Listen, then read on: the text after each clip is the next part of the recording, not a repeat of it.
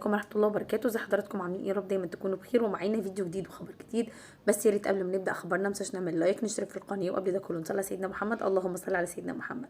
خبرنا النهارده بيتكلم عن محمد محمود عبد العزيز ابن الراحل محمود عبد العزيز، وهو بيدعم زوجته في ازمتها وبيتمنى شفاها، وبيتمنى من الجميع ان هم يدعوا لها بالشفاء ان شاء الله، وربنا رزقهم بالطفل الجميل محمود. الصحافة والجرائد المصرية بتتكلم وبتقول في لعنة أصابت أولاد محمود عبد العزيز زوجة محمد في المستشفى في العناية المركزة، وكمان كريم طلق زوجته عبر ستوري. الناس كلها مستغربة هتتجنن، ايه اللي بيحصل لهم؟ في حاجة مش طبيعية أبدا أبدا أبدا، وزي ما يكون في عمل معمول له.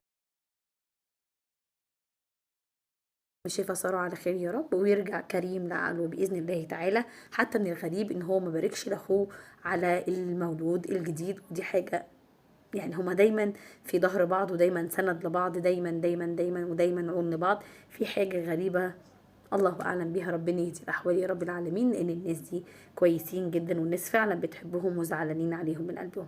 وربنا يشفي سارة يا رب العالمين، ويفرحها ببنتها تمارا وابنها محمود. أشوفكم على خير في فيديو جديد وخبر جديد، والسلام عليكم ورحمة الله.